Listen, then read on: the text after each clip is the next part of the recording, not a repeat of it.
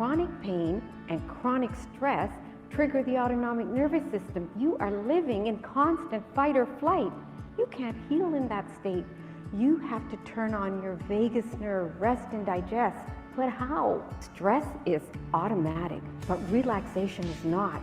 You have to relax your diaphragm, relax your muscles in your body, and repeat a word. Put the three together. Try it. What have you got to lose? But my science-based training, evidence-based medicine made me very skeptical. So I had to do my own research. Study after study confirmed that relaxation techniques definitely slow down this automatic autonomic nervous system, but more compelling was the neuroscience that showed when you do mind-body medicine and connect this, you get remarkable, dramatic improvements in your emotional and physical health.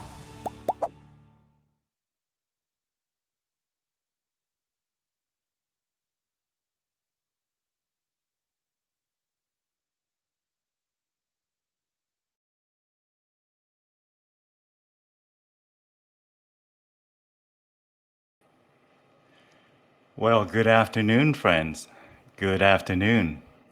Hope you are doing well on this wonderful, well, a bit of a snowy day here, or at least the snow is on the ground here, but nonetheless, hope you're enjoying the day so far. And we have a wonderful guest joining us today for this conversation here. Welcome, folks. Welcome to another episode of Conversations with Dune and Friends. My name is Dune Nguyen, and today we have Dr. Bal Pawa joining us, and so she is a fantastic physician and an author and a speaker, and really somebody who does a lot of wonderful things for our community. And so let me do a quick introduction of our guest here before we get her to join us for an hour and a bit here, folks. So, Val, can you still hear me in the green room there, my friend?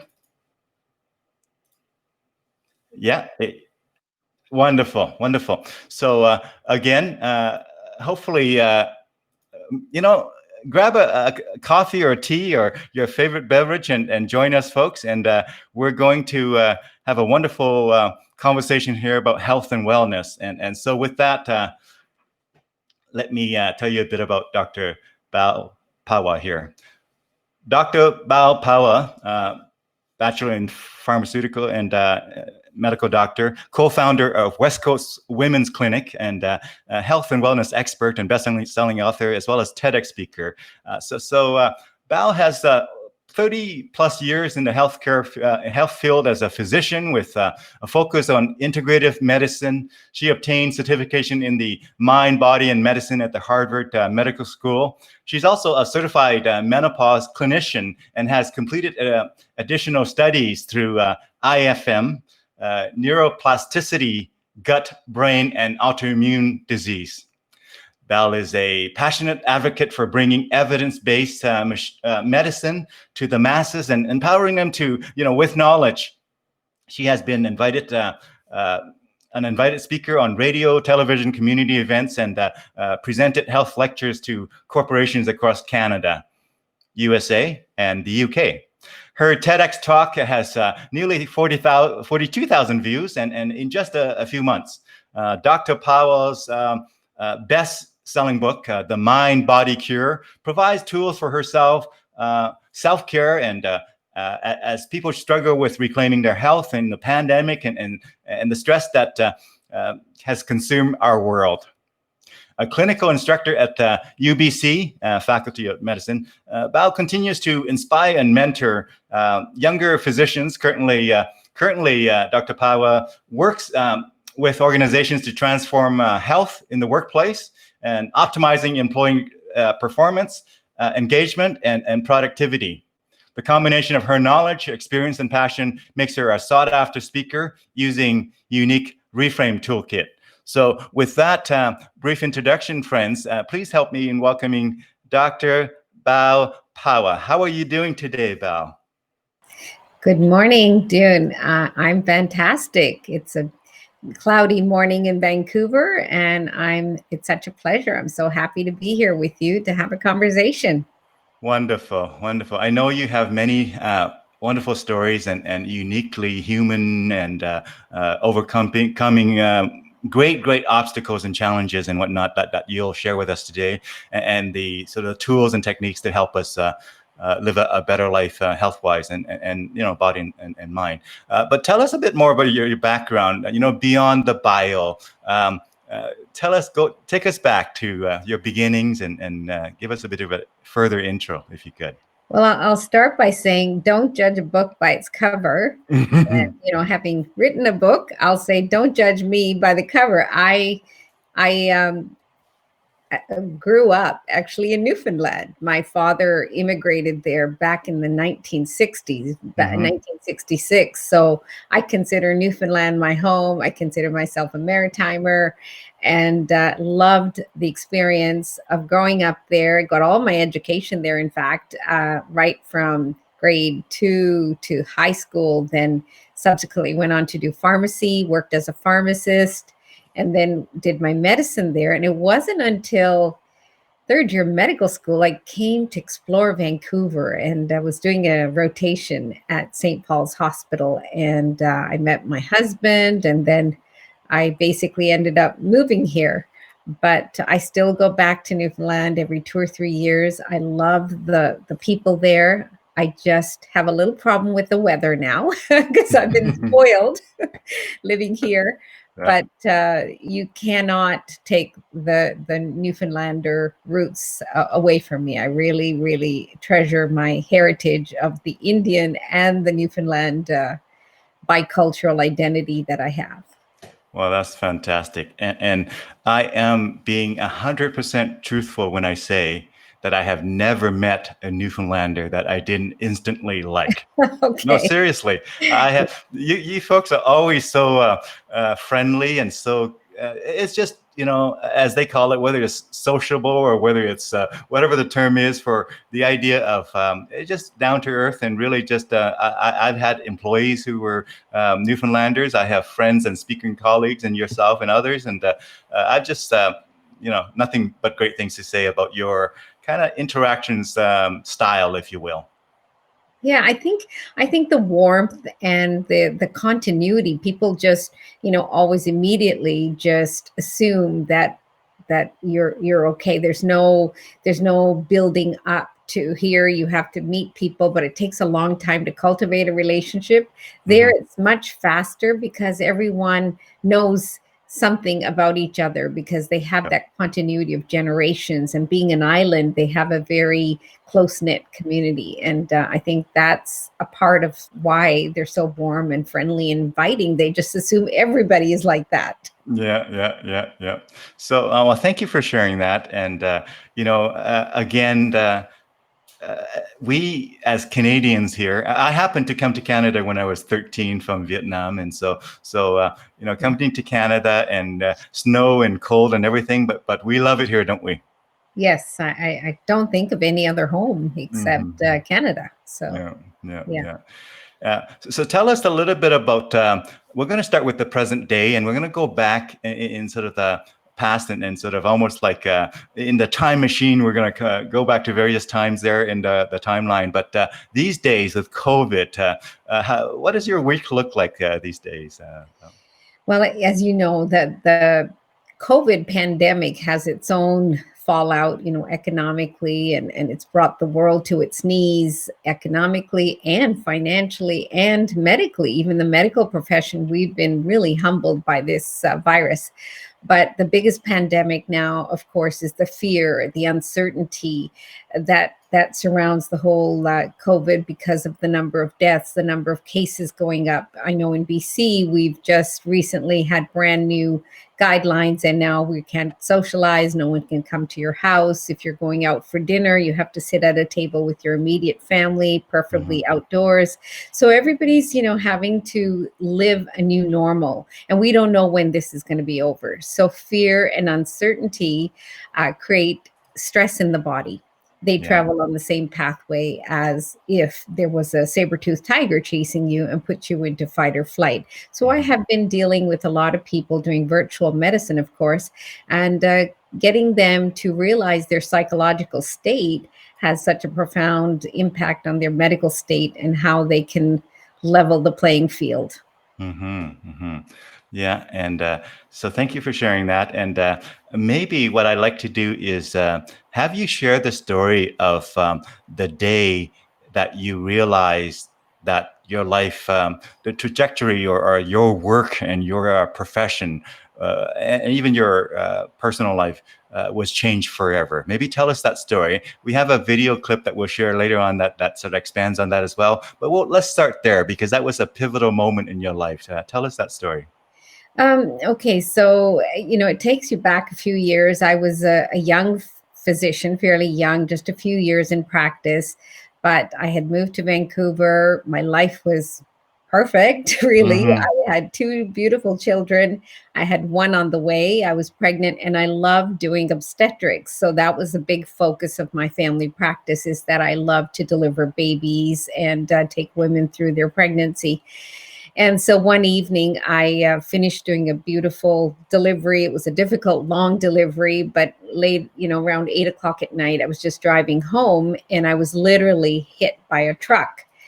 And I was wheeled back into the same hospital in the emergency room that I had just left as a physician. So you can imagine what kind of a shift in perspective that gives you, right? So you leave as a physician and you arrive back a few hours later as a patient lying on a gurney. And I had a lot of injuries. Bones were broken and fractured my shoulder. A rotator cuff was torn. There was quite a few physical injuries. And then, of course, the trauma of the accident and the whole ordeal accumulated, and I lost the baby. And that was very tragic as well, because we really wanted a third child.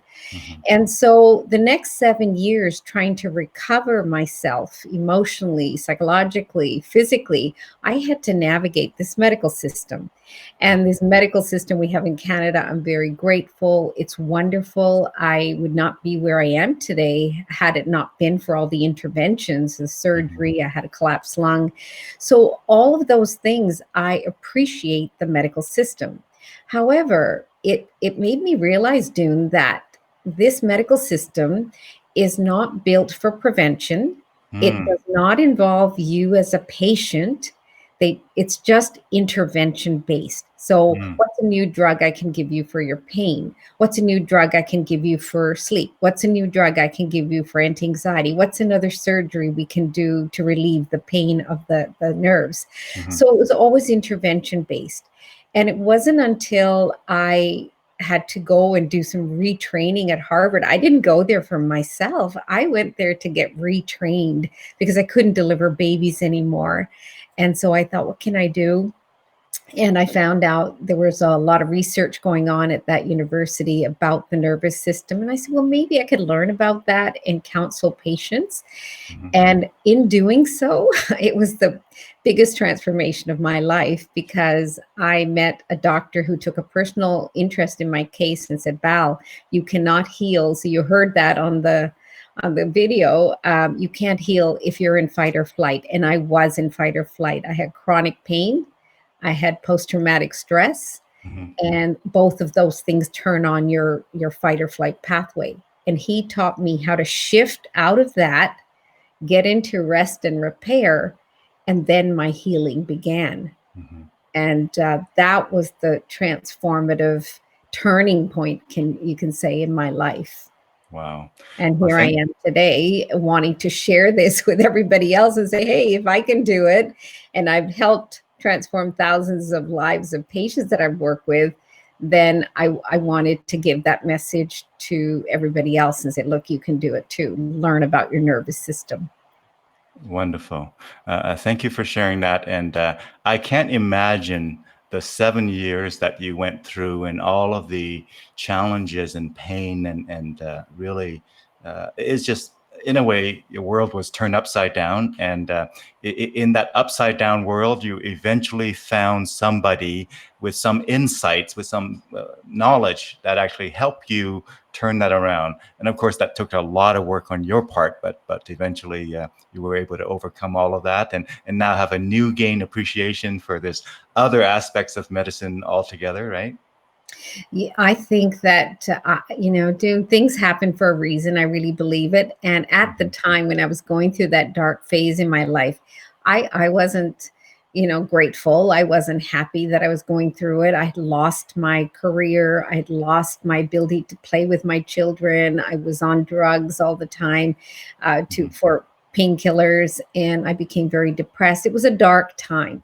Mhm. So it's hard to say, oh, that was a good thing. But now when I look back at it and I reframe it and say, that was probably the best thing that happened to me. So when adversity happens to a person, Mhm. it's how you grow from that and where you come out on the other side that determines outcome. And I think I'm a better physician because of that experience. I've got a more holistic perspective. I became much more mindful about my life. I'm not no longer a type A driven person. I'm much more reflective, thoughtful, mindful, and I show up differently in all my roles. And I think that that experience really took me to where I am today. So I'm feeling more grateful than I did years ago about that. You bet, you bet. Now we're going to get into all kinds of tips and techniques and ideas to help people, but I wanted to maybe just do a little bit of a film roll here on your background and your family, and through that you would share a little bit more so that people understand the state of mind and framework you were in throughout your journey here. So let me share that with our viewers here as I bring that in. So give me a second to do that. Okay, this is 1967. My mom and dad were teachers in a little town near Gander, and many of you know Gander from Come From Away. But we arrived in Gander, and the community just embraced us. So I'm in the little red coat there, waving, and I had two brothers and a little sister who was 2 years old at the time. I'm six in that picture. Wow. So Gander, of course, is also known for their kindness in response to the 9/11, for example, I believe. That's right. That play and back then they had never met an Indian family. They thought my dad was a genie. He stepped off the plane, so it was a very new experience to see a man in a turban. Hmm. And but the community they may have had ignorance, but it was a very polite, welcoming, Hmm. and kind ignorance. So Yeah. it was a great place to land, and the community embraced us, and we embraced the community. I Yeah. think that's the big thing is that a lot of immigrants come to large cities and they just stay within their community. But we Mm. grew because we immersed in the Yeah. community. I have the same story a similar story, I should say. In 1983, I came to Westlock, Alberta, a town of 5,000 people. We were the only ones that spoke our native language, Vietnamese. So, full immersion. And again, they were very welcoming and kind to us. And we were, again, embracing the whole thing. And so, it's a good journey. And thank you for sharing that. And as I look at the next photo here. Tell us about this. This is my birthday party, 1968. And I look super excited there. I just think, oh, this is the greatest thing turning eight with my siblings and some close friends that were in our neighborhood. And I found this the other day. I was organizing pictures and I posted it on my Facebook, and you wouldn't believe the response I got from all the community and said, wow, they remember this and they remember the kids in the picture. And Yeah. it was, little things were celebrated so much back then. We just appreciated a birthday party, or even, you got a bike for your birthday and everybody in the neighborhood came to see your new bike. So it was a really big deal Yeah. whereas nowadays, Yeah. um, not a lot of gratification. I think kids get a lot. Yeah, yeah. It's that idea of everything is relative, right? Everything is Yeah. relative, right? When I was in 2 refugee camps, the best food that I could ever dream for was spam. Now, by everybody's standard here in Canada, spam would be considered not very good for you and not very, kind of quality food. But when you're in a refugee camp, spam was the best food that you could ever dream of, right? So it's all Yeah, relative, what that's we it. are excited about, right? Thank you for sharing that. I love that old style TV there. It takes us back. Hey. 2 channels. Yeah. Oh, this is my wedding in Newfoundland, May 14th. And Oh believe man. it or not, on May 14th, 1988, when I got married, it was snowing. Oh. My husband said the deal breaker is that you have to move to Vancouver. I love your town. I love Newfoundland, but I can't handle the weather.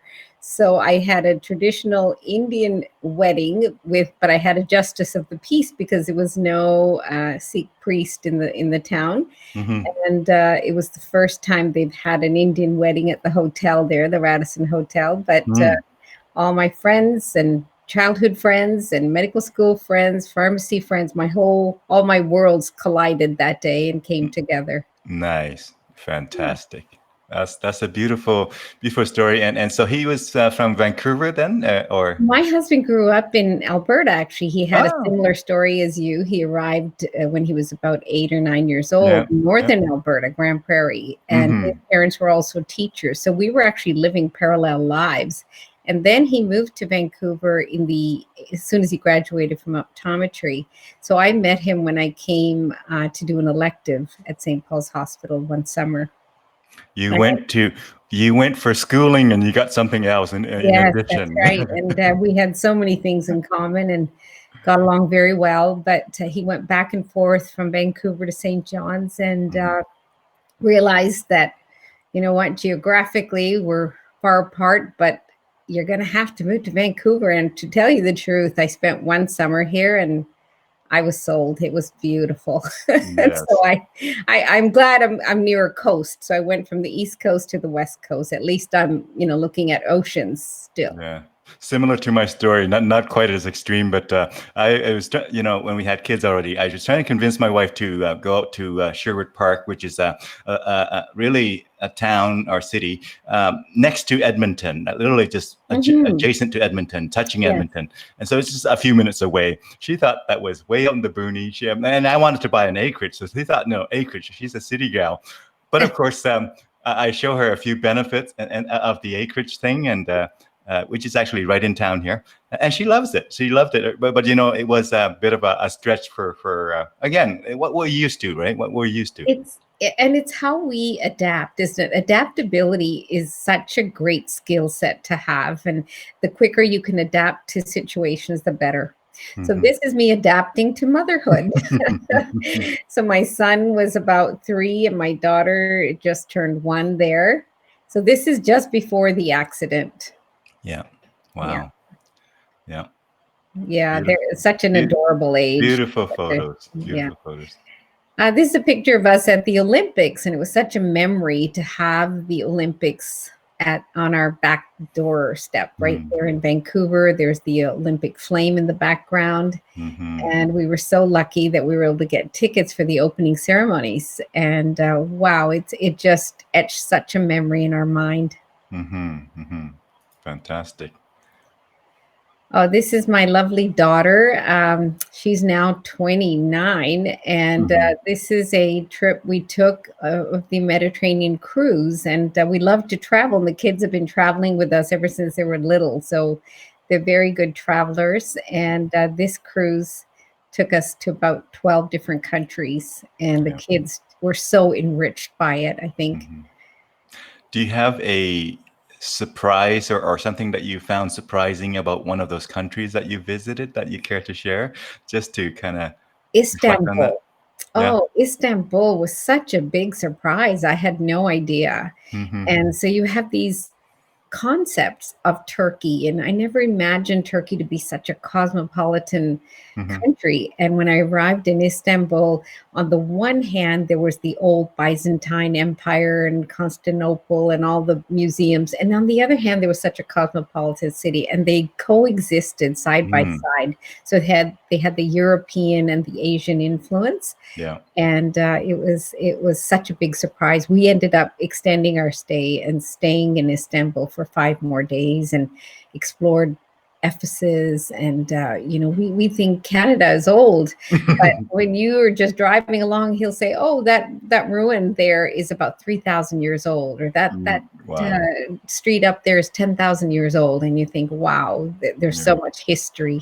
Yeah, yeah. I've heard that about Istanbul. So yeah, that is very unique experience there for sure. Yeah. This is a really proud moment. I've been doing a lot of work, volunteer work for Minerva Foundation. Those are women positioning themselves to succeed, and the YWCA. I do a lot of volunteer work with the YWCA, and they nominated me for the Woman of Distinction Award in the health and wellness category. So that was Fantastic. a picture that my daughter took because she said, "Mom, you never talk about all the volunteer work you do." But Mhm. on Sunday mornings, I go down and I help with the YWCA Women in Transition, helping them heal themselves and get back on track with their health. Yeah, that's wonderful. And so thank you for sharing these photos and sharing the stories behind them. Now, I have a few more things to show, whether it's video or photos and whatnot. But before I do that, tell us a little bit about the journey of you overcoming that obviously very painful time there with your accident and whatnot. Let's unpack it a little bit. Let's go into some details. So tell us the story about how you overcome that. I think a defining moment in that 7-year journey was when my daughter was 6 or 7 years old at the time, and it was Mother's Day. And she brought home this little book called Mommy and Me. And she had drawn pictures in there painstakingly. You turn the pages, another beautiful little picture that she'd drawn with crayons. But the captions really got to me. Hmm. And the captions read, "Mommy is always tired. Mommy's neck always hurts. Mommy is going to the doctor." And they were all pictures of me. And I said, "This is not who I am." And she was only 2 years old, 18 months actually, when the accident happened. Oh no. But if she only knew me, I was so active. I was called Hmm. Superwoman because I was running a very busy practice. I had 2 young kids. I loved to Hmm. cook and entertain. I was physically fit. I biked, I hiked. And this is not who I am. And I looked at that and I just broke down and I said, "This is her memory of who she thinks mom is. Mom is Hmm. always sick, always going to the doctor, always on." And I said, "No, I've got to change this narrative. I've got to change this for this little girl. I don't want her to grow up thinking that's what life is, that you just, are in pain all the time." Hmm. So I started to then, explore different things. Hmm. And I knew that being on painkillers, sleeping pills, anti-inflammatories, antidepressants wasn't going to be a lifetime for me. And that's all they offered me. So when I had an opportunity to spend time with Dr. Benson and go through the research and learn his techniques, I was actually healing myself, not just learning a new career transition. I then began to say, okay, once I shift out of fight or flight, I start repairing my body.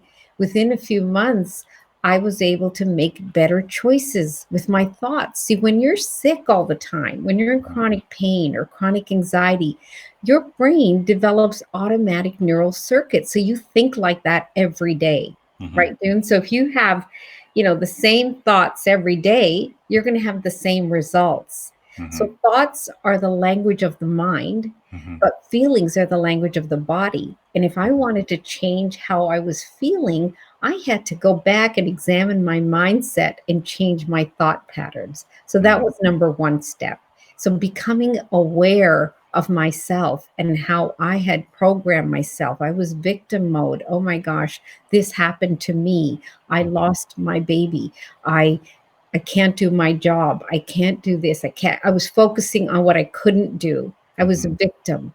Hmm. And I had to shift out of that role and say, well, no, I lost my baby, but I have 2 other children I should be focusing on. I had to reframe that.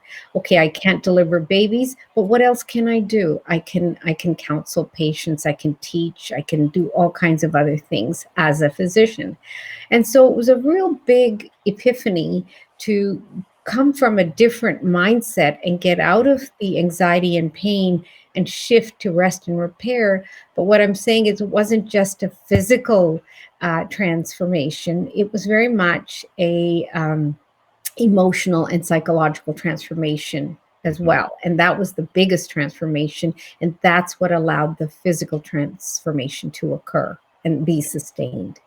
Yeah. So, unpacking it, I would say that people have to become aware of their thoughts and then take some steps to create a new mindset and then begin their healing process.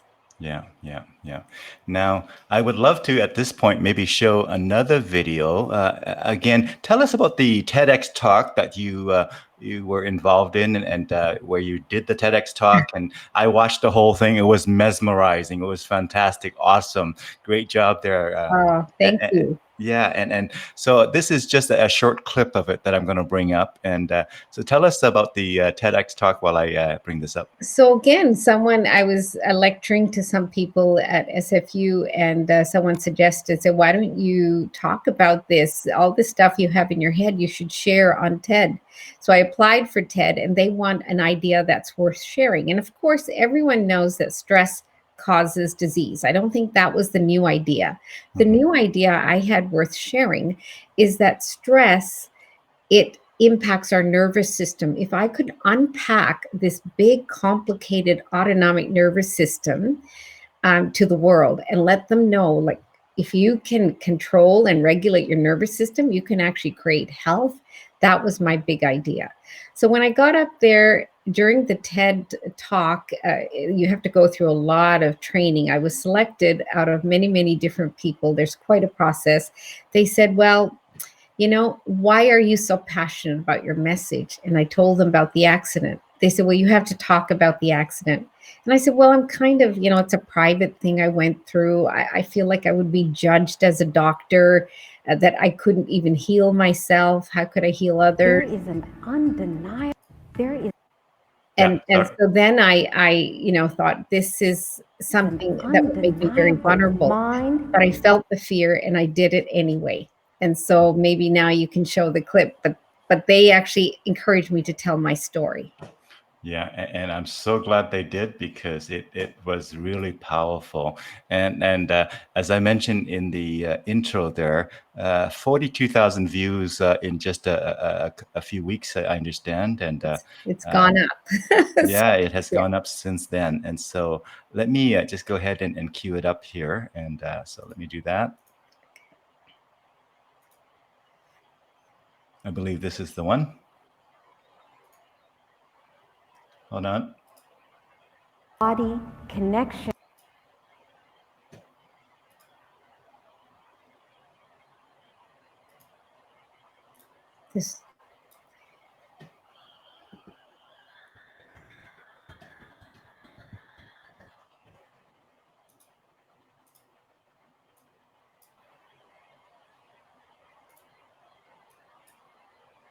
There is an undeniable mind-body connection when it comes to stress and disease. But today, I'm going to show you how to use your mind to stress-proof your body by becoming your own best doctor. Like a car, your brain has a little engine, and it's called the autonomic nervous system. And this autonomic nervous system revs up when there's stress, and that's great.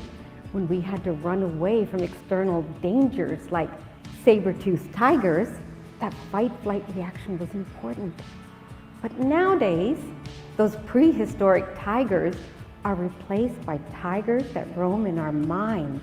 Fear of failure, fear of rejection, loneliness, a toxic boss, that busy to-do list. You can't run away from those fears in your mind. They're with you all the time. But wait, the autonomic nervous system has a brake. It's called the vagus nerve. But unlike that other vagus, what happens in this vagus doesn't stay there.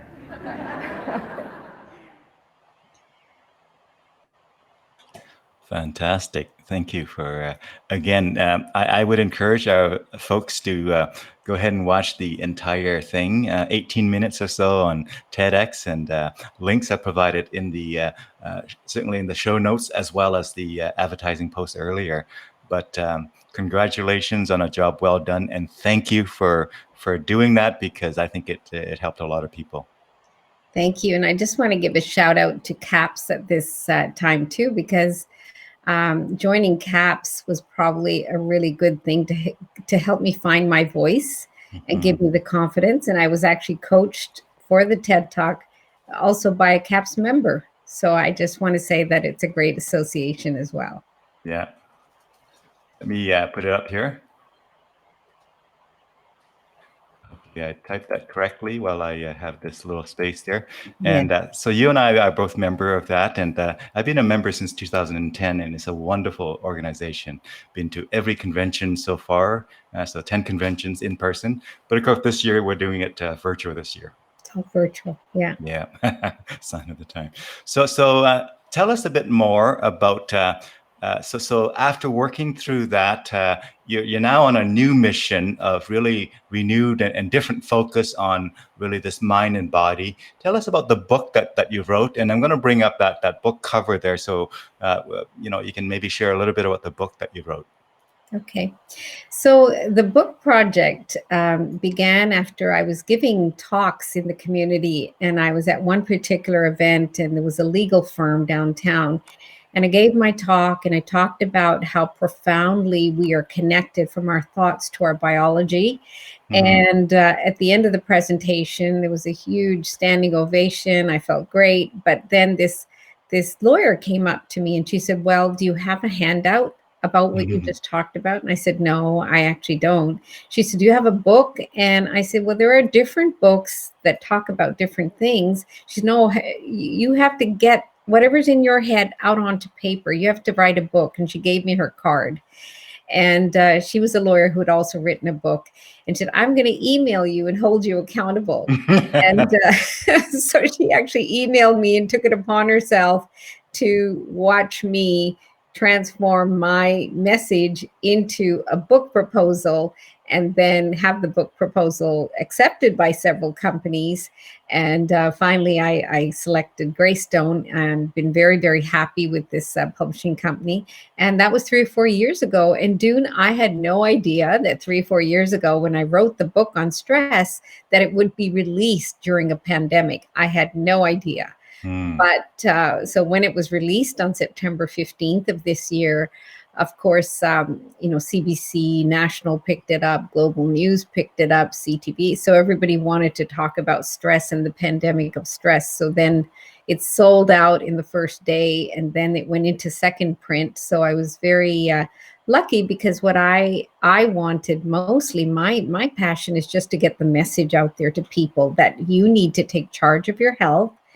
Reclaim the doctor within you. We all have this innate ability to heal ourselves. And when we can master our mind, we can master our health. Not only do we get rid of stress, but we just live a more meaningful life.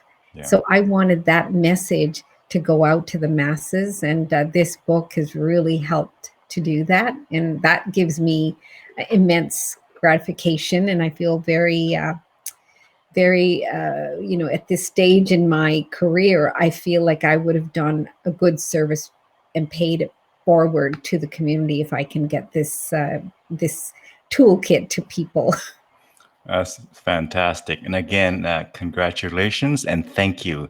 You've done all the hard work long before COVID hit. And when it did, it just intensified this topic here. And so the need has even been increased, if I dare say that. And so, yeah, folks out there, do the work and sow the seeds, and you never know what might come of it. Once we do our own work to the best of our ability, the rest is out of our control, right? The thing is, too, our medical system, if you go to your family doctor, this medical system is overburdened. Our poor doctors are overworked and underpaid, really, because they actually spend a lot of hours even after the phone call is over to do all the background stuff. So a doctor in our system is called an illness model system. They don't have the time to go to the root cause of the problem, right? So when I started writing this book, I wrote it with prevention in mind. And I said, okay, instead of taking a pill for every ill, because that's what we do now. We go to the doctor. You've got heartburn, here's a drug. You're depressed, here's a drug. You've got pain, here's a drug. So I said, no, let's go to the root cause. What's causing these symptoms? And you would be astonished to know that 75 to 80% of the symptoms that walk into a doctor's office are due to chronic excessive stress. And that comes from an over revved up nervous system. So that's what I wanted people to recognize. Look, know that you have a nervous system. 2, it's going to default to stress. And that means the gas pedal is on all the time. And 3, when you turn on the brakes, you not only turn off stress, you actually start healing your body and repairing your body. And then all the tissues in your body, your gut, your immune system, your bones, your brain, everything starts to calm down as well and repair itself instead of being in inflammation mode. In other words, the body is so powerful and so adaptive. We just need to give it the right cues, right? Yeah, the body is, but the body is taking cues from the mind. Right? Yeah. So we gotta teach everybody, look, master your mind, become friends with your mind, let it work for you and not against you. Yeah. We have a friend, MJ Smallman, chimed in and say, hello, Dune and Doctor. And then right after that, as you were talking about the book, her comment came in a little while ago. She says, must purchase that book. Thanks. Oh, thank you. I hope you enjoy it, and I'd love to get feedback. Yeah. So, well, wonderful. Thank you for, so how do you feel about writing? Is there another book on the horizon? Are you working on another one? There's going to be a couple of things that are imminent right now from the book. My publisher has asked me to work on a workbook or a course online. There's been such a demand. People can't go to their doctor and get functional or integrative medicine because our system is not set up for that. So there might be a course. But the deep burning desire I have is to write a story. It's about unity and oneness. And it's a story about my father and the interesting story of how he was orphaned at the age of 14 during the partition in India. And he went from riches to rags, eventually ended up in Newfoundland teaching religion. And back in the 60s, Newfoundland was Catholic or Protestant, and they hired him because he was neither Catholic nor Protestant to teach religion to the high school there. So it was a really interesting story of how he ended up. And then he went on to form a group called Interfaith, where he brought all religions together. And in Vancouver, he helped to bring Dalai Lama here and encourage dialogue. And when 9/11 happened, he had a big service at the Wellesley Church and just brought different religions together to show similarities and the oneness and unity of mankind and humans. And it's just a great story that I've 70% written about growing up in Newfoundland, the experiences he had, and then come full circle to Vancouver, where he died here. But he died surrounded by faiths, all different faiths at his service that all gave a eulogy from the Jewish to the Muslim to the Hindu to the Anglican diocese. So they all showed up at his funeral. And I thought that was just such a wonderful story of adversity coming full circle. That I just want to underscore, religion is powerful for people who embrace them, and whatever religion you embrace, we all hope that it helps you live a better life and a more, just a kinder life and those kinds of things. And your story brings out this idea of there are people out there who are willing and able to look at the person and not make the religion be a blocker for whether they get involved with that person or not, whether they spend time with that person or not, whether they go to, the funeral or not. Really, the human connection is important to these people, and it sounds like your father really lived a powerful and rich life with the community there. I think what he used to say, the word people use right now is tolerance, diversity. But really, the word we should be using is non-judgmental awareness or acceptance that we're all humans, and it's just there is no judgment. There's just the human race, and it's acceptance of each other. And I think that's the message, especially in the States right now, that we needed to hear. And it was reassuring to hear some of those words come out again. So that was very powerful. Yeah. Tell us about this photo. It was an exciting day, I'm sure. This is in Hawaii, and we always love to travel as a family. And this particular day, we were doing a tour of a volcano, and the volcano was erupting. And at first, we were really excited. Wow, we've never seen a volcano erupt. So we went there, and of course, we took pictures. But then we saw that some people had on their rooftops, go away, because here we were as tourists taking pictures of this volcano, but those people who were living with lava flowing down their hilltops towards their homes, they were actually very threatened by this natural disaster. And it gave me a really different perspective that we went up so excited and happy as tourists to take pictures of this volcano, not even thinking that this volcano could be a big hazard and a threat to other people. And we came back thinking, wow, it's all perspective. And we then, put some money aside to help those that were getting relief from the volcano eruption. So it just makes you realize that wherever you are in your world, there's always a different perspective to whatever event that happens. So you might frame it in your parameters, but always look at the other side. There's always another side. And then you get a balanced, neutral perspective. And I think that's important in life. Yeah. So that was that picture. It's a great reminder. Table 15. Oh, this is the CAPS convention in London, Ontario. And I was invited to speak on the three brains. So in my TED talk, you heard me talk about the vagus nerve. And the vagus nerve, different from Las Vegas, of course, the vagus nerve is a really powerful nerve, Dune, that runs down from your nervous system to your heart, to your lungs, to your gut. And what I spoke about was when speakers get up to speak, they're often very nervous. They sometimes have to go to the bathroom because their gut is acting up. Sometimes they get short of breath and they get panic attacks, or they get heart rate that's pounding and they have to take a beta blocker. So many speakers, even professional speakers, experience the nervous system.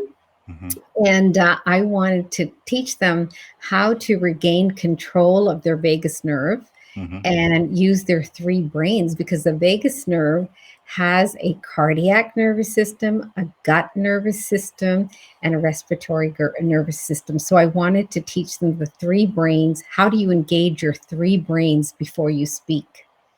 And it went really well. I got some great feedback, and it was my very first time presenting at a national convention at CAPS. Wonderful. Yeah, that was a great convention as always. And so I believe that might be, let me just see here. There's another ocean somewhere.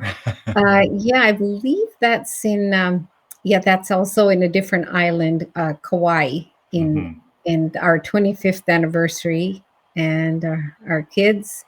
And now our family has grown, but there was just the four of us. And we've been going to Mexico or Hawaii just for vacations because it's close, and nice to see the kids with us again and enjoying time. And I feel very blessed as parents that the kids want to hang out with us, because often as they grow up, I asked them what they wanted to do. I said, we're going to go celebrate our 25th anniversary. And they really wanted to come. So we had a lovely celebration there. That is a blessing for sure. Yeah. And again, one of our travels, I really miss traveling, but one of my dreams was to hike Machu Picchu with the kids and my husband. And the kids did the longer hike, the few days, but we did the shorter hike, and then we met up at the same time. And it was a really great experience. And it wasn't just the physical accomplishment of doing the hike, I think that was a feat for me. But I spent 6 hours by myself. I said to the family, you just go on back down to the hotel if you want. And I'd love to meditate. And I sat on top of that mountain and I found a little spot and I just wrote in my journal and I meditated. And it was just such a moving experience. I just can't describe how I felt. It was liberating, but it's such a profound connection to nature as well. Mm-hmm. Mm-hmm. Yeah. MJ chimed in again. She said she loved the energy of Hawaii. Yes. Yeah. This is recent. Now, during COVID, my son got engaged to this wonderful girl from Toronto, and they were going to get married next year. So they went to the hotel to book it for next year. And the hotel said, well, give us your deposit and we'll hang on to your money. And they said, we'll get married. What if there's COVID next year in 2021? And they said, well, hang on to your deposit until 2022. So they both took the check back, came back to our house and said, what if we got married this year? They were engaged only for a couple of months. And I said, you know what? We'd be happy. And they said, well, it'll be a very small wedding, but it'll be meaningful. And I was so happy. They got married on our front deck, and it was turned out to be a beautiful day. They wrote their vows. They got a justice of the peace, and then we went to Queen Elizabeth Park and had a wonderful dinner. And it made me realize that you don't need large crowds and large parties. You just need the people who mean a lot and words that mean a lot to them. And it was such a memorable experience, such a moving ceremony it was. Yeah, yeah. So again, a reminder that says what we have planned, however well thought out it was, may be replaced by what is possible given the current situation. And it's just keep an open mind about what is possible rather than what we've lost, I guess. Yes, again, adaptability, flexibility, and we develop that kind of resilience when we are not attached to outcomes. We realize that, you just got to keep going, and things are going to change that are external to you, but your internal environment and how you show up and how you respond to situations is really the skill set for the new millennium is to adapt and move forward. If I may share a quick story, I remember, I forgot who it was that I heard the story from, so it is attributed to that person. I heard the story of, no, actually, I think I do remember. Yeah, it was William Mitchell. I don't know if you know, he's a speaker who in the US who actually was in a fire with his accident with the motorcycle and burned all his entire body and whatnot. And anyway, he talks about a story where he says something to the effect of there's this elder lady in her 90s, and her eyesight is basically blind at that time, and she got moved to another location, and as her nephew or relative brought her into the room and say, here's your room for the next little while, and she says, I love it. And he said, oh, can you see now? She said, no, I can't see it. Oh, you don't see it, but you love it. She says, my loving it have nothing to do with whether or not I can see it. Oh, I love that. Isn't that fantastic? It's all perspective. It's how you frame your situation. That's what I've learned. And it comes, that applies to health as well. It's how you frame it. And I've seen patients, Dune, that have the most terrible diagnosis. They're in so much adversity with their health, but they're able to just smile and move past it and say, my amputation doesn't define who I am. My limitation doesn't define who I am. And I love that. That is so great. Yeah. Now, again, for those of you who have not heard of William Mitchell, do check out his work. He's a fantastic speaker and beautiful story and wonderful story. But I did make a mistake. Right after I said that, I realized it was actually Wayne Dyer who that story I relayed there was Wayne Dyer. So I apologize, but definitely also look at William Mitchell as well. He's once in a while he shows up at our CAPS convention as well. Quite nice guy. Good to know. So let me just continue there. There you are in the. Is that one of the books there on your table there? That's a cookbook. My passion. If I had to write another book right away, I think it would be a cookbook. I love to create new recipes, and I love to cook for my friends and family. So that book is by Otto Lenge. He's an Israeli-born chef who became very famous in the UK, and he has a master class now. But he combines the most incredible flavors. Like he'll combine Chardonnay wine with cardamom seeds and create this coulis. So he's just very diverse in his thinking when it comes to culinary cuisine. And my husband's friend took this picture because I was just raving about this gift I got of the cookbook. I love getting cookbooks for Christmas, and so my friend took this picture and said, "You know what? This captures you because you're at home, you love to entertain, and you love cooking." So yeah. So friends, if one day soon or in the distant future you hear news of Dr. Pawa becoming a cooking show host, don't be surprised by that news. Anything is possible, right, Dune? I never knew I was going to write a book. I never knew I was going to do a TED Talk. So things just happen, and you never know. So infinite possibility. So leave the world as an oyster and just keep going. Yeah. I love the big red dot, as we all recognize that, of course, from TED. Yes, the TED Talk. So the TED Talk was a great learning experience for anyone who has a message that they really want to share with the world. I think it's a great stage. I learned so much, and I was with people, and I when you spend so much time with these people, you just see life through their eyes. And one young girl who I still am friends with, she was describing her experience as a Filipino immigrant and coming here, and how art helped to define who she was. And as she went on into a same-sex marriage, how that was very difficult, and the profession she chose was very difficult for her family to accept, and how they overcame all of that. So that was one story. Another person of Native Indian descent, and how he went on to become a world-class wrestler. So there were, so many stories and lessons, and we have so much to learn from each other. As long as you stay open and curious and genuinely interested in other people, you gain so much more enrichment and appreciation for the lives that they've lived. And that's what you're doing, actually, Dune. When you're having these conversations, you're enriching others and also enriching your life, because you're living through their eyes and their experiences. And I think that's such a privilege.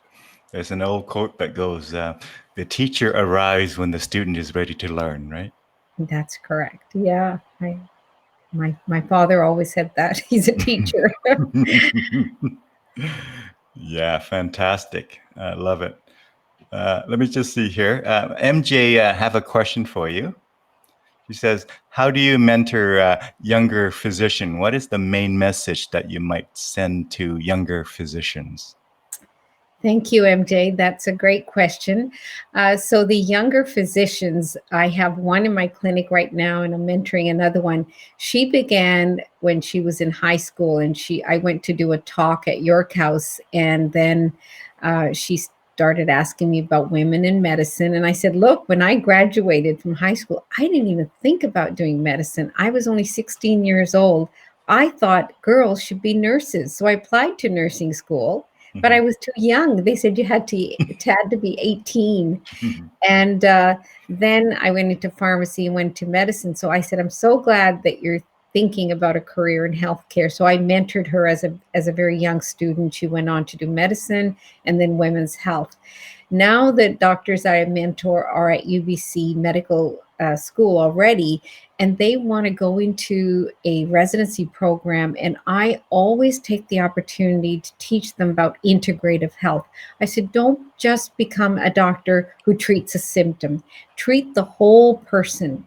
The body is this beautiful machine that is integrated, it's not just a sum of its parts. So I teach students that you have the mind and body are not separate. Integrate the mind and body. Their thinking, their emotional state is reflected in their physical state. So I talk about integrative medicine. I talk about functional medicine. Go to the root cause of the problem. Don't just treat a symptom. And I make sure that they do the work on themselves as well, so that they're awakening their healer, they're walking the walk, talking the talk. You can't heal others unless you are self-aware. Awareness is the agent of change, and that's the catalyst for change. So make sure you do the work before you start treating others. Yeah. So that's how I mentor them. That's also a good reminder that we're all humans. Doesn't matter how high you get in your field. We're still in the physical body. We're still in the mental kind of state and challenges that we all have. And, if we don't take care of ourselves, then we're going to be limited about how much we can help others, right? There's a wonderful saying, doctor, heal thyself. But there are so many doctors that are sick, and they're, hypertension, cancers, they're not well themselves. But it's difficult then to tell your patient stop smoking and exercise when you're lighting up a cigarette and you're overweight. So I think doctors as healers have to discover the healer within and live their life and walk the walk and talk the talk. I think that's important. There's that wonderful book again. So this was the book launch on September 15th. Wow. We did a book launch, and again, it was COVID style. So my book was released during COVID, blessing and a curse. Blessing that it was during a pandemic, but the curse, I couldn't go and do big private book signings or big book launch parties. So we did an online book launch. It was very successful. There's a YouTube video on it. And then afterwards, my family just had a lovely little dinner and celebration in our house. And it was COVID style. And that's how we celebrated the book launch. Wonderful.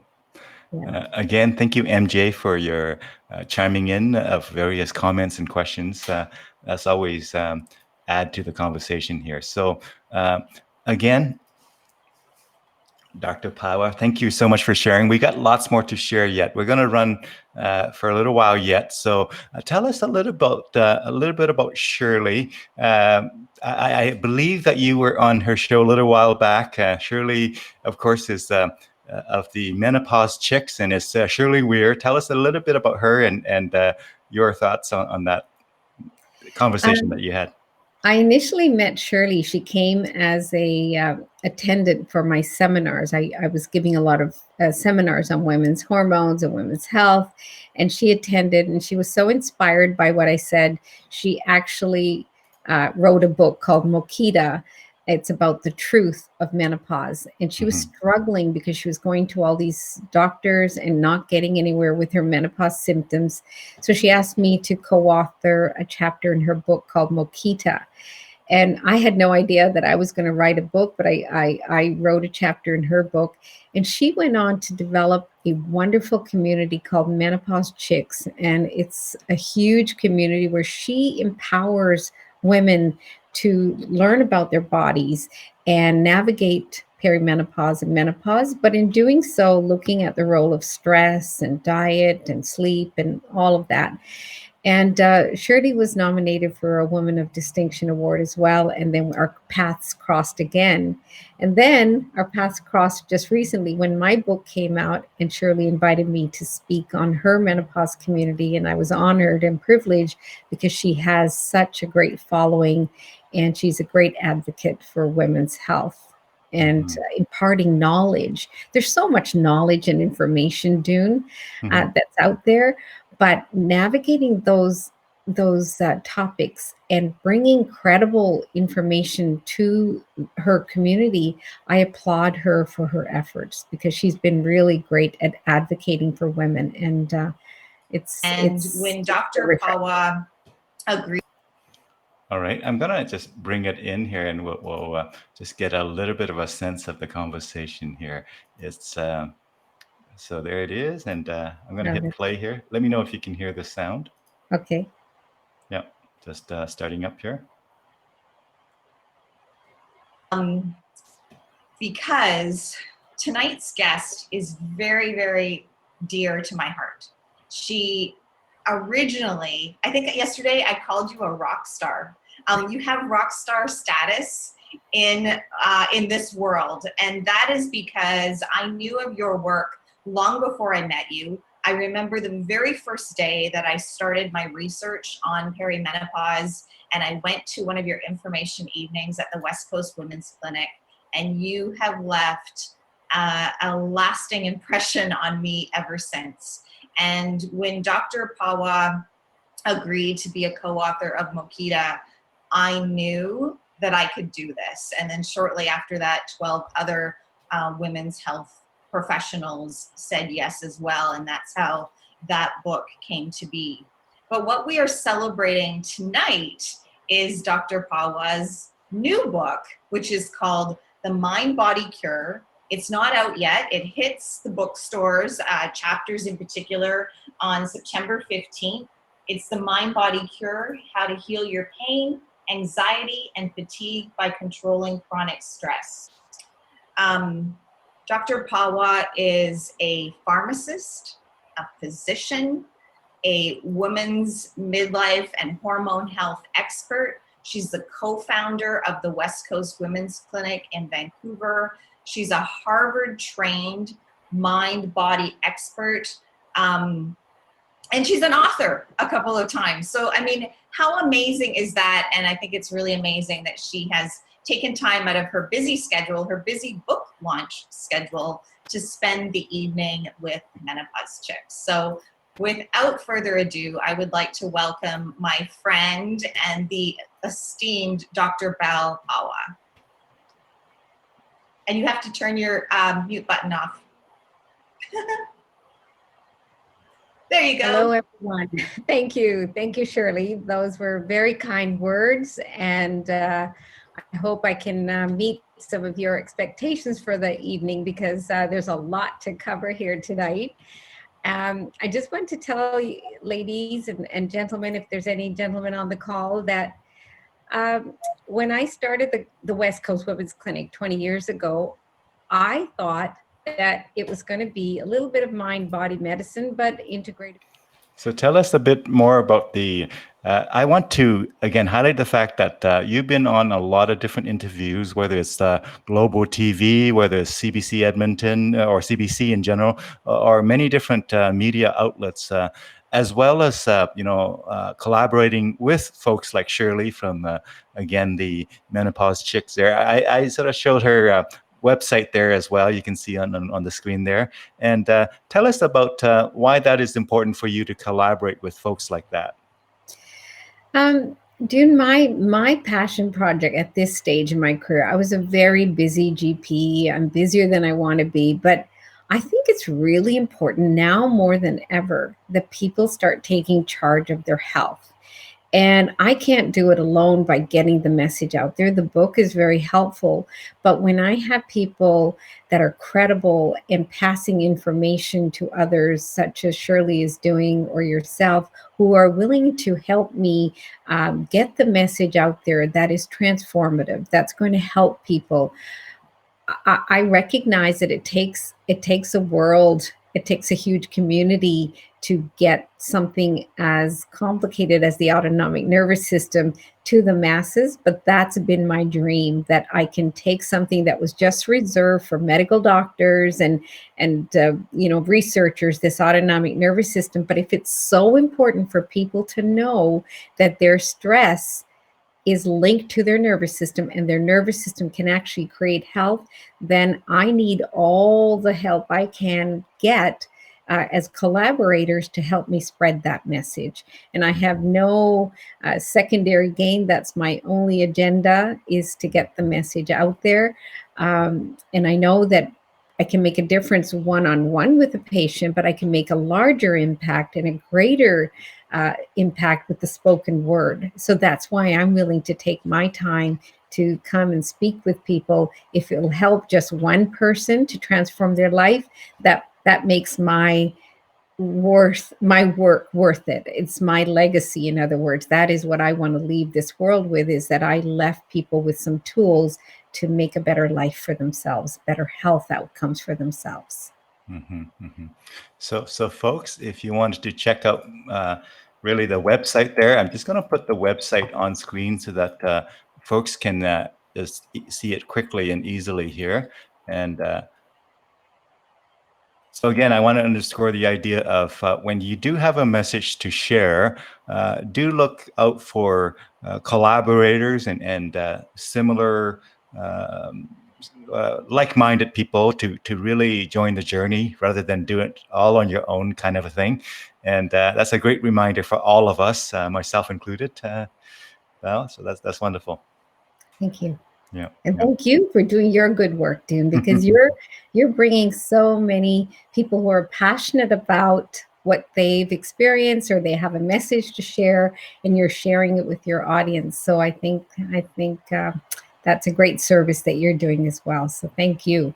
Wonderful. Well, thank you so much for coming on to our conversation here. We've got lots to cover yet, so I'm going to go to the next piece, which is tell us a little bit about what people might find on your website. If they were to go to your own website, I'm going to bring it up here while you tell us a little bit about what people might find on there. Okay. So on my website, you'll find a little bit about my background, about my credentials, but more knowledge about what you can do for your health. It's more about you getting the tools. So there's the TED Talk on there. You can look up some of the old blogs that I've written about stress, sleep, and some of the interviews and the articles. I love to write.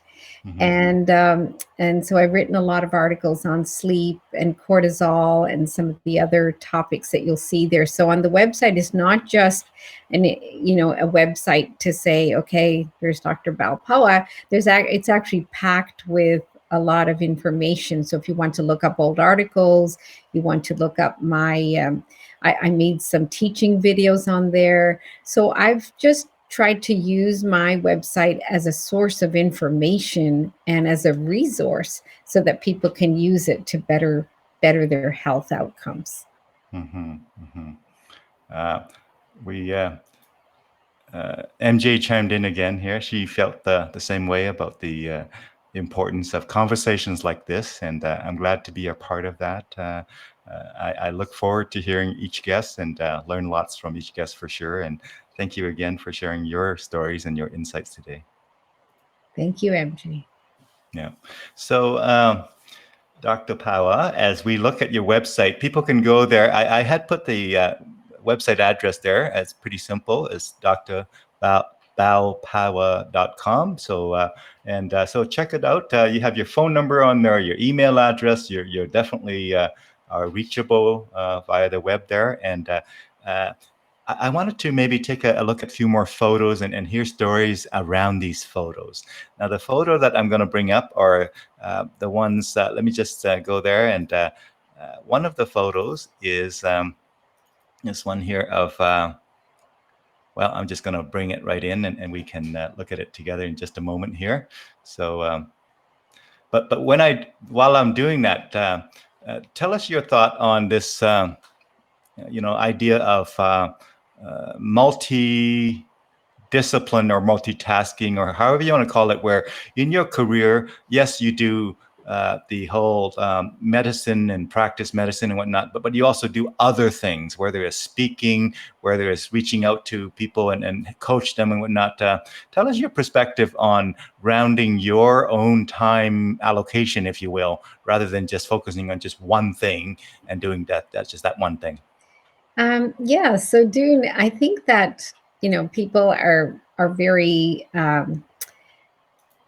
they have many different roles in their life. And I think of it as, turning up the volume on each role. So I'm a mother, I'm a daughter, I'm a sister, I'm a friend, I'm a doctor, I'm an advisor, I'm a coach. I have many, many roles.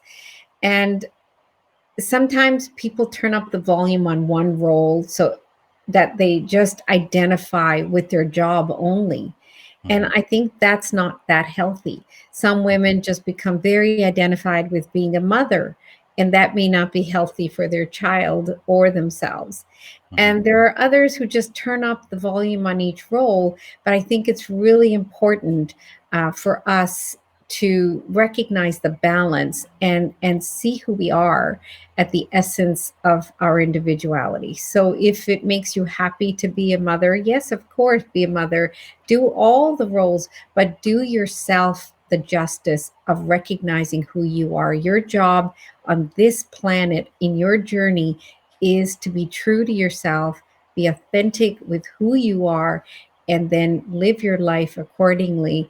And don't just tie up your identity because of an ego issue that, ego is fear, that if you let go, and if I let go being a doctor, who am I? I'm so much more than just a doctor. So if I let go my identity as a mom, my kids are going to grow up, and they're moved out. So if I had identified just as a mother, then who am I? And at the core of our existence, we are so much more than the roles we play. And I invite people to do a lot of introspective work and know who they are and be true to themselves and live their lives with, their passion and purpose and service. So that's what's worked really well with me, is that I've discovered my passions. I love nature. I love hike. I love family. I love cooking. And so I live my life with passion, but I also live it with purpose. I do good work to help wherever I can. And then aside from the purpose and the passion, it's also recognizing service. Where can you be of service? So some of my work that I do, most of my work is done, on a volunteer capacity, and then there are some paid speaking engagements as well. But I believe that if you are here, you've recognized your gifts, then your job is to figure out where are your gifts going to serve other people, and also be true to yourself during that process. Yeah. If I can add to just an idea, and that is what I found related to what you just mentioned about who we believe we are. It crosses over with a lesson that I often teach in my negotiation class, and it goes like this. If you are at odds with somebody in terms of perspective or kind of certain ideas or concepts, if you want to get to a common sort of agreement, right? Then one of the key techniques for doing that is to actually kind of take it to a higher level. So if you can't agree on the nitty and gritty details, if we actually say, well, what all these things have in common? Well, it's actually this higher thing and a higher thing. And in negotiation, oftentimes that allows us to actually, oh yeah, I agree with this. The details, I don't agree with this and that and the other thing. But when you boil it down to this or up to this, I agree with that. So same concept could be applied to identifying who we are. So I could say, I'm a guitarist. I could say I'm a university instructor. I could say I'm a speaker. I could say I'm all these things. But I could actually, if I wanted to really define myself in ways that is quote unquote higher level, then you might say, I'm a passionate learner. I just love learning. See, Yes, that's a more generic application of that. You're right. Because when I play guitar, I love learning. That's one of the reasons why I love it so much. When I teach, I love learning. That's why. So when you boil it down to something higher level, such as I love learning, and another thing, let's say, I just love helping people. Well, right now, teaching university courses and doing corporate training and doing speaking. Yeah, that's what my way of helping people. But if that should dry up and go away, I'm still clear that I love helping people. I love learning. So if you distill it down to things that are a higher level, it transcends the specific things, right? Absolutely, Dune. That's a very good analogy. Yeah. Yeah. So I'm going to bring in that photo again here, and let's hear from you on these memories or stories that might be brought out by these.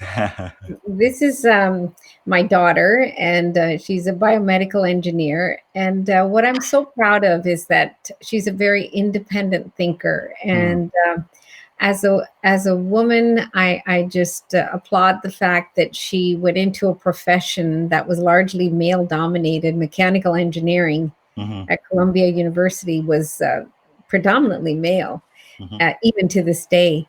Hmm. And I'm so proud of her because she held her own and was able to conduct herself, because she had to do a lot of project management work, working with males who were quite dominant, and she worked on some very big projects. She was headhunted for some very large corporations in the U.S., but I'm so happy that she actually came back to Canada, and she's working here at a startup, a biomedical engineering firm here that's doing very well, called Cardium, and they've devised a globe that she was part of the team designing this. And this globe goes inside your heart and can ablate the areas in the heart if you're having atrial fibrillation or if you're having arrhythmias in the heart, that this software program allows you to map it on the software and also go inside the heart and actually be very, very specific on which area is causing an abnormal rhythm in the heart. So that's my daughter, and we were having a hockey party because hockey is a very big thing in our house. And my son, when he turned 30, his friend said, "Okay, we're going to dress up in our jerseys, and we want the parents to dress up." And I figured being a referee as a mom is a good thing, because I was always the one to be the peacekeeper in the house. So I wore a referee jersey. Fantastic story. And sounds like you're a proud mom, and also, I dare say, a good friend to her by indication of when you went to Hawaii and for your 25th and whatnot. They wanted to come. They want to share the experience with you, and that is a blessing that not all parents can claim, I say. And just to fast forward, remember I told you one of the big turning points for my wanting to get better was when she was little. She brought home that book, Mommy and Me. On my birthday recently, I had a milestone birthday. She gave me a card, and on the card it said, "Mom, you might think that that's all I remember when you were little, that you were going through your surgeries and medication, but Mm. she actually highlighted all the other things. I remember you showing up for my field trips. I remember you teaching my friends and I to cook. I remember you taking me here and there." And so I was really, as a mother, you just want to make sure you're doing the right thing. And as she's grown up and she's reaching her own milestones in her life, that she now has a balanced perspective. And I feel so grateful that she doesn't just remember me as the sick mom. She remembers all the other wonderful things that we shared as well. Yeah, and again, one of the principles in life is that things that are out of the ordinary also sticks out in our mind. So even though you weren't able to do those on every day, perhaps not as frequently as some other folks might have, not as frequently as you would have been able to do if you were not ill, those efforts to do those things at the times that you could really resonate with people, right? That's right. It's creating those memories. When you look back at life, Dune, what is life? You live your best life. And sometimes photos are really important because photos are things that you can look back and see all the sparkles and the twinkles on this string of lights. And that's what life is memories and the relationships that you cultivate. I mean, I see life and death as a doctor all the time. And I can tell you, the people, when they're at end stage of cancer, they look back at their life and they don't say, "I wish I had worked harder. I wish I had more money. I wish." I wish They, I added 3 more letters there yeah, behind my yeah. name. I know, no, it's not the accomplishments and the achievements, but what they look at is the affection. the third A, accomplished achievements and affection. It's the love they shared, the bond that they cultivated with someone, the relationships they've had. That's what enriches a person. So at the end of their life, that's who they want, is the people that they've cultivated a relationship with. And so it's really important to, when I use the mind body cure, I often talk about that as well. When we reframe our world, we should also look at our attachments to others. That's a beautiful photo. Fantastic photo. This is just a lovely way to show the family that we were behind the couple. Her parents flew in from Toronto. They got COVID tested before they boarded the flight and got tested again because she's a lawyer, he's a doctor. They didn't want to take any chances. Mm-hmm. And so they had everyone tested, and we had a lovely weekend celebration getting to know her family. Mm-hmm. And Dagmara is her name. And Dagmar and Sean started their life on September the 5th during COVID, and we're so happy that they included all of us in their ceremony. We were quite touched by the words that they said and honored their parents, and that really meant a lot to us. We have the power to affect others in immeasurable ways, and sometimes it's just through words, right? Words have power. Words have so much power, and the spoken word has so much power. The written word, I mean, I wrote a book, but you can go back and refer things. You can reference the back if you want to learn more. But the spoken word and how you express yourself, that has such an impact as well. And I think that from the CAPS Academy, I've learned to find my own unique voice and my own unique style, and I realize how powerful the communication is. The spoken word is very, very powerful. Mm-hmm, mm-hmm. Fantastic. The sun cleared up. Everything turned out great. It was a cloudy morning here, and then by the afternoon, they got married, and everything just cleared up. They had such a special, special day. Fantastic. You mentioned cloudy in Vancouver. I got to tell you a quick story. I used to work a lot in Vancouver and Victoria with my clients, and one time I came out of a client's office and walking.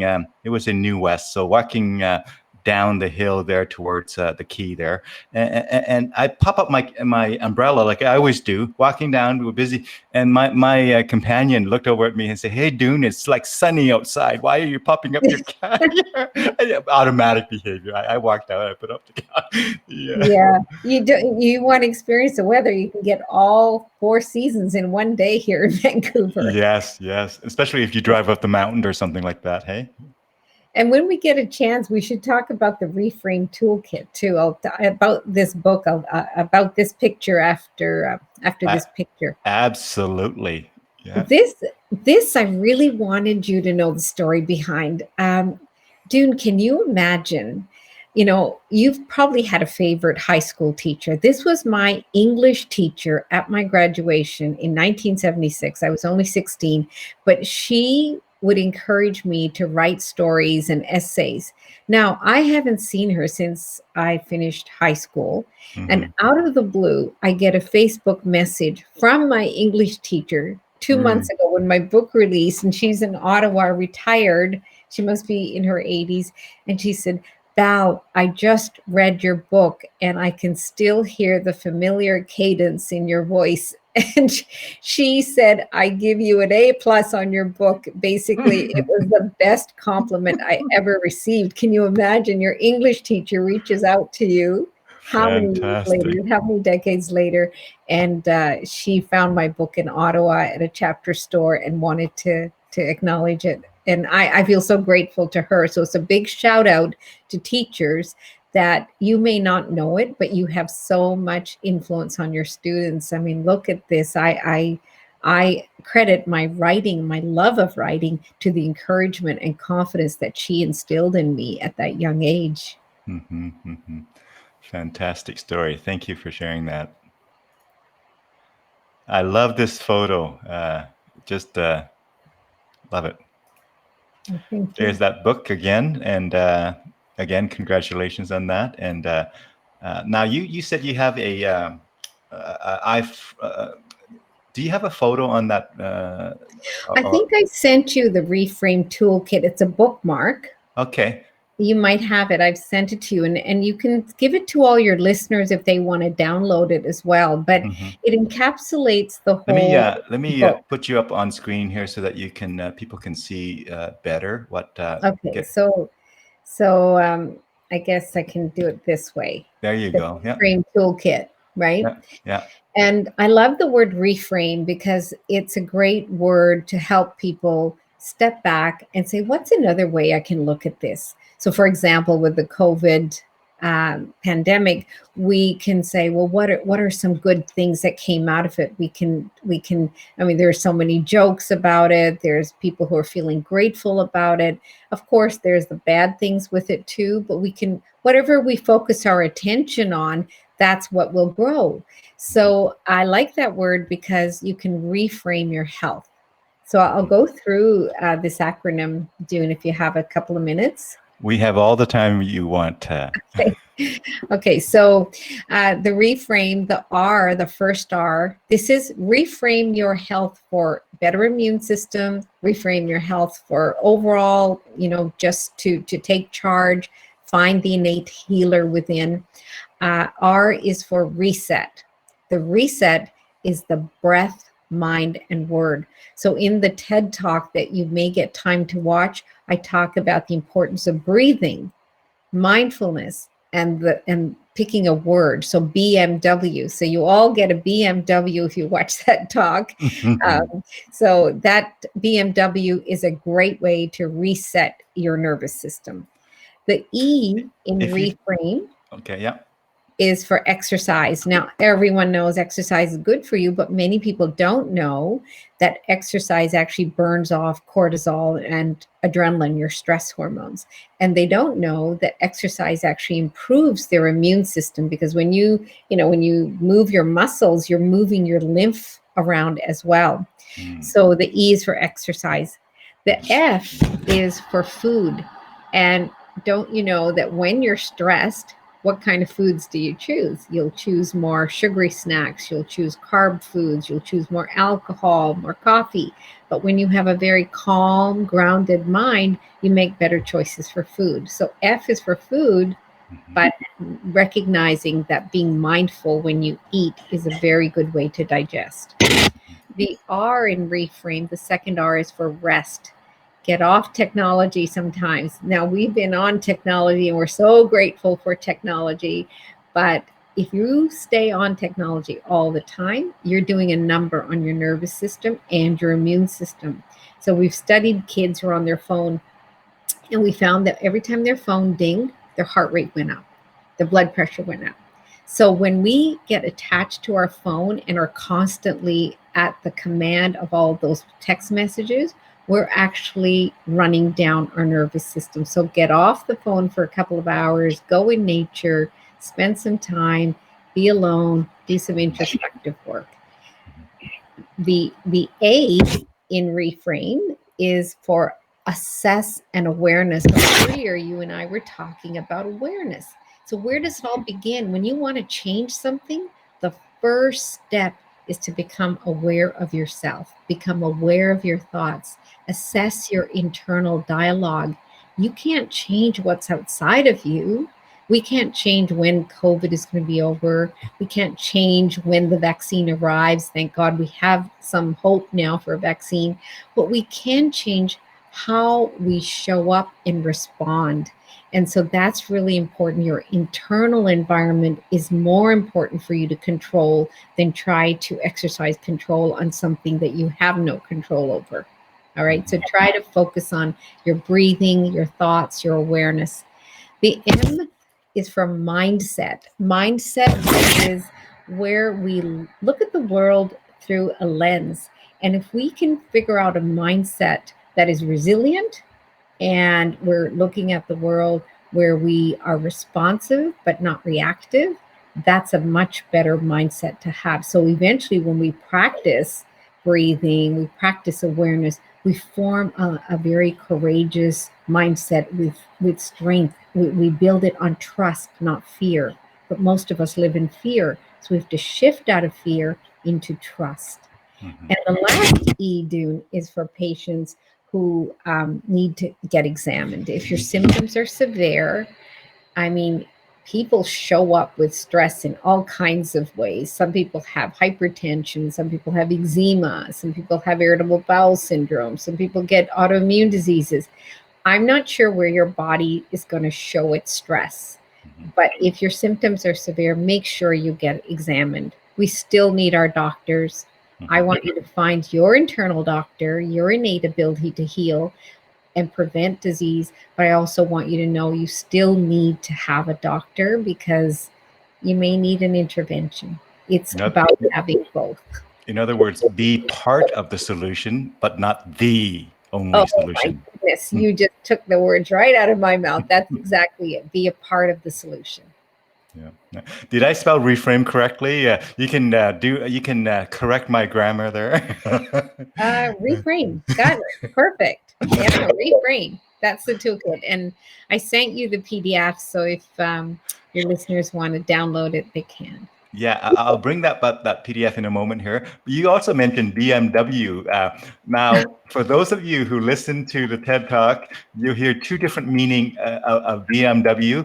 And if you could maybe just tell us briefly what BMW in this particular context is. Okay, so as I said, the autonomic nervous system is a very complicated, big concept made out of neurons and endocrine apparatus. So I wanted to simplify it, and I said, well, it's like a motor. You know, when you're stressed, you rev up the motor, you press on the gas. But when you put the brakes on, you slow down the motor and slow everything down. So as I was talking about the car, I said, well, what can I teach patients and people who are listening how to put the brakes on? So I said, well, because it's a motor, let's think of a very powerful motor. And BMW came out with an autonomous car, an automatic car that runs by itself. And when I saw the picture, I said, BMW, breath, mind, and word. Those three things together turn on the brakes. It puts you out of rest. It puts you out of fight or flight into rest and repair. Right? So breathing, mindfulness, and picking a word, those three things are enough to shift you out. And once you shift out and you're in rest and repair, then you start making better choices. You start thinking more clearly. I mean, it's just a different frame of mind. Mm-hmm. Mm-hmm. Yeah, I do have it here. So I'm just going to share it quickly here. And let me just see here. That is, I think we're just going to do that. And bring it in here. Is that the correct one? That's the correct one. That's the front part. And then the back, if you keep going, you scroll next one. Yeah. Yeah, there it is.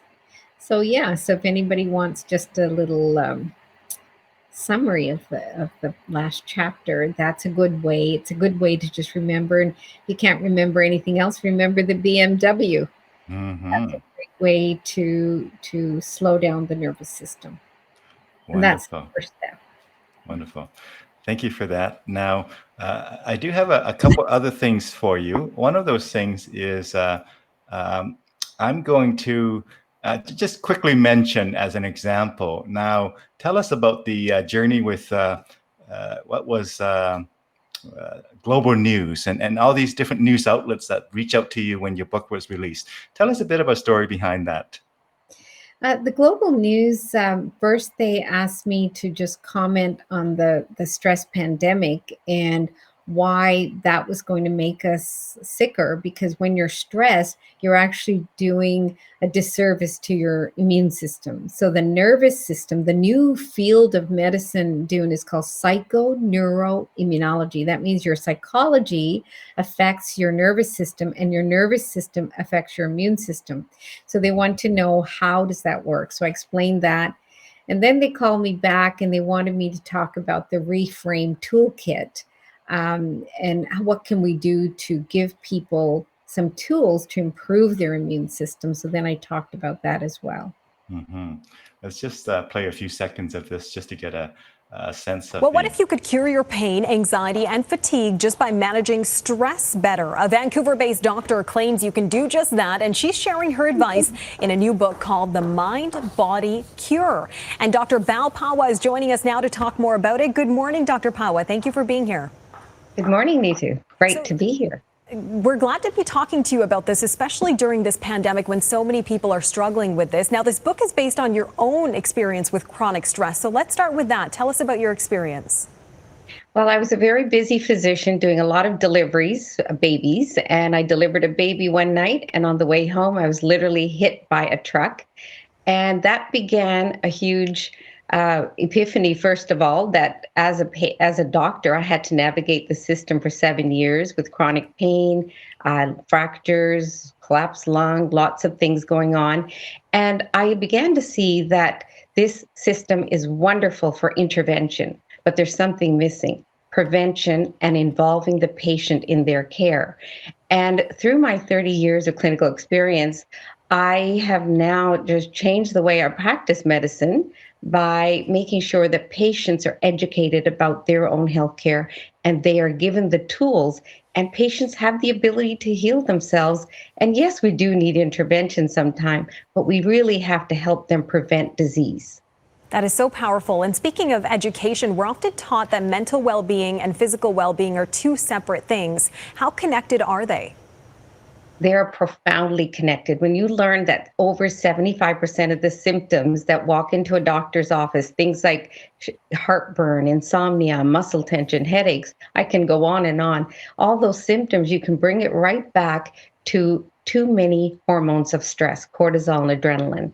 And when that is, the awareness is there that the mental health impacts physical health profoundly, I felt it was really important to help people connect that. And that's why I wrote the book, so I can give that message out, let people be aware of that knowledge, and then take charge of their health by learning to prevent disease in the first place.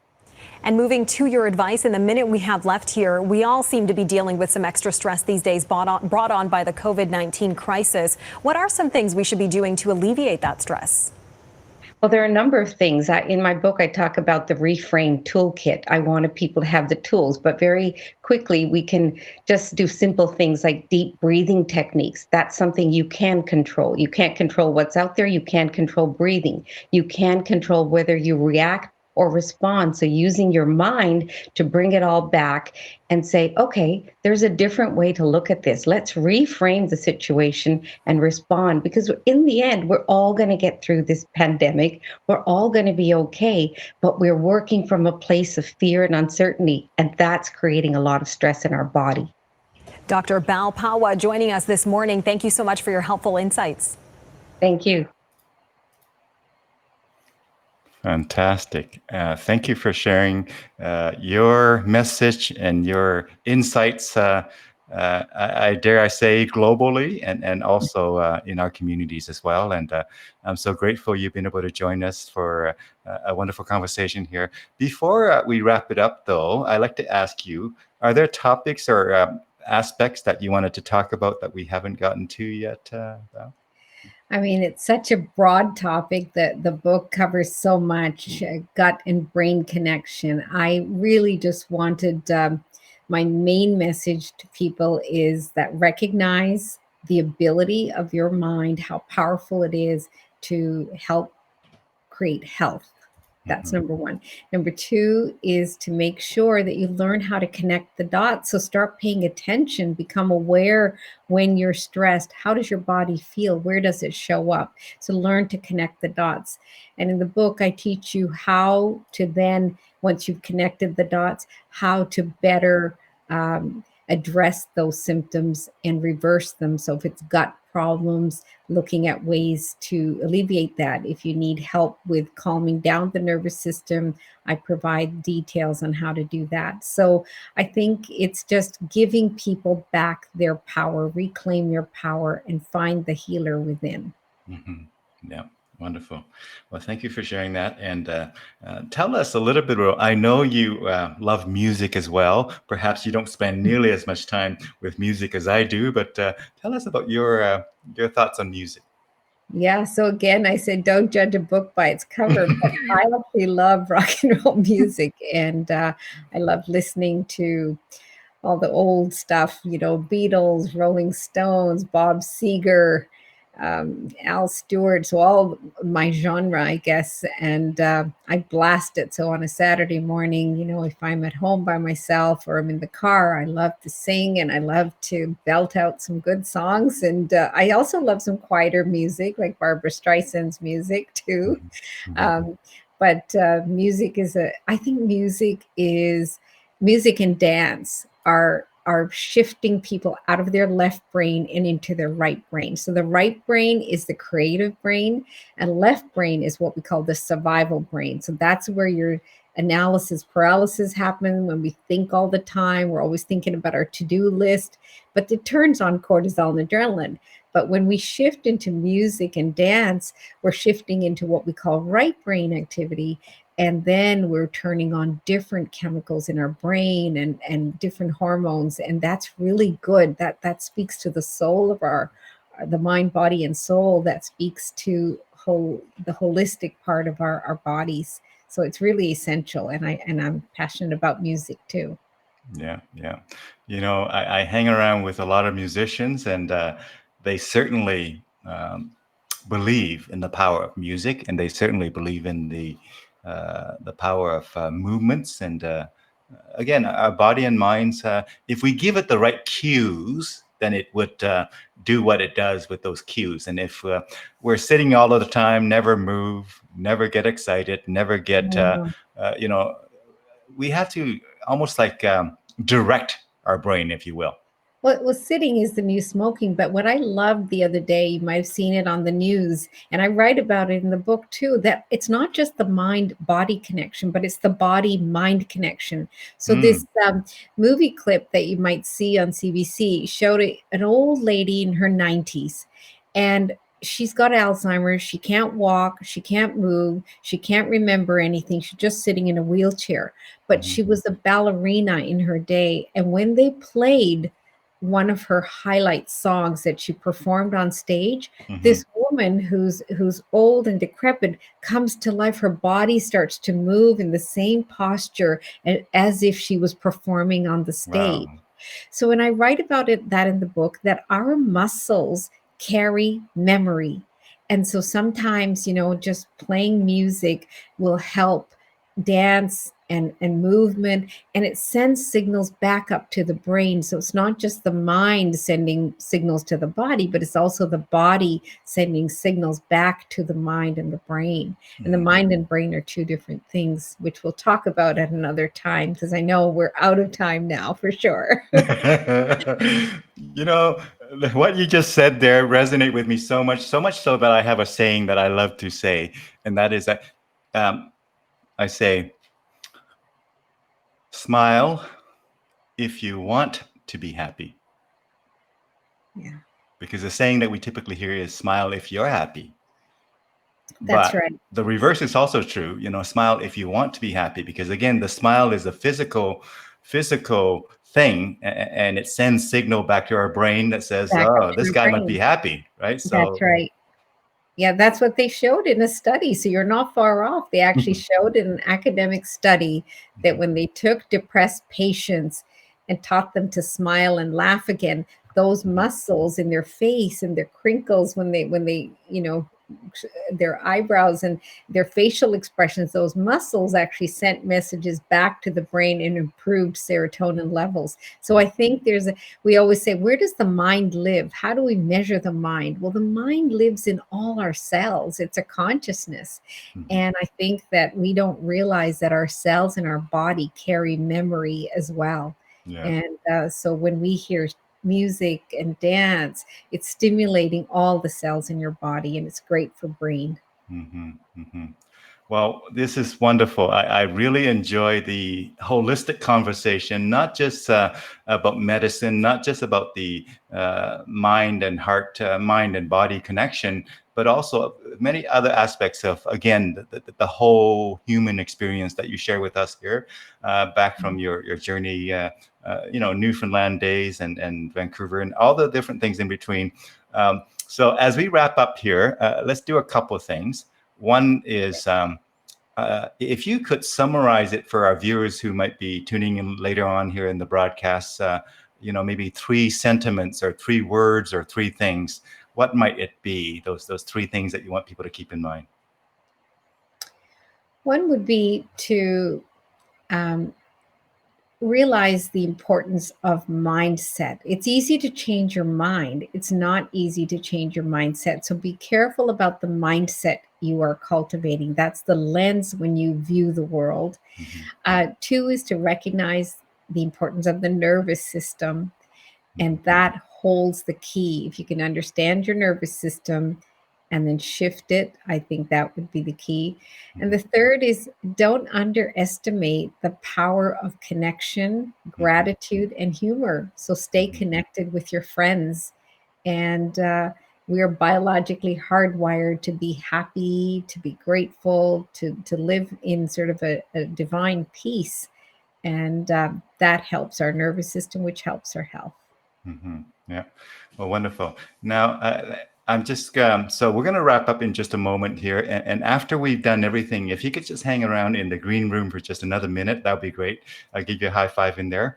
But to our viewers out there, thank you so much for tuning in live, and for some of you for commenting, MJ for asking some great questions as well. And until we meet again, folks, have a wonderful rest of your day, and take good care of yourself, take good care of one another. And you've been listening to Dr. Bal Pawa, and she has such a diverse background and such a story of overcoming huge obstacle in health and in psychology and in life. And so again, her book and her website, do check those things out. But as we wrap up, I would like to invite you to do something, a bit of a surprise. I have not asked you about this. And so you can say yes or you can say no. Some of my guests, when I ask them, they say yes. Some of them, they say no. But would you like to, or would you be willing to sing us a song as we end this broadcast, my friend? I know you're into singing. I would love to hear. It doesn't even have to be, any song at all in any language, anything. Just would you be willing and able to share a song with us? Why don't you accompany me? I will. It's not going to be in time, but I will cheer you on as you sing it, and I'll listen very attentively. Any song at all that you wanted to sing. What's a song? I used to sing when I was younger, and it's something that I want to get back into, but This I might be sing in the shower, and I sing in the car when the radio's on. Imagine this is the car. Imagine you're in the car, and I'm just the passenger on that journey there, and you're gonna sing just any song that.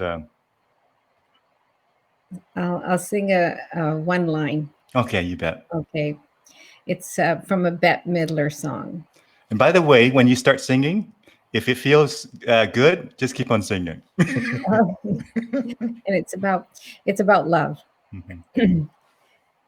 Some say love, it is a razor that leaves the soul to bleed. I don't even know the words. So it's a song I used to sing when I was young, and accompanied by my sister on the piano. Love it. So I'll have to revive it again and be more prepared for you next time. I love that song. I look forward to hearing you sing that song in some, in some way. Technology is wonderful these days. I'm sure we can make it happen, but that's a beautiful song. Okay. Thank you. Thank you so much, Dune. That is the road. Pleasure to be here. Yeah. So again, folks, you've been listening to Dr. Bal Pawa, and again, thank you for your time with this. And I see that MJ chimed in again here, and so thank you, MJ. Thank you, others, for joining us here. And if you're watching in the replay, feel free to comment and ask questions, and I'll monitor those and reach out to Dr. Pawa to respond to your questions if you have any questions. But again, thank you so much for joining us today, Dr. Pawa. Thank you, Dune. Thank you very much. Bye-bye.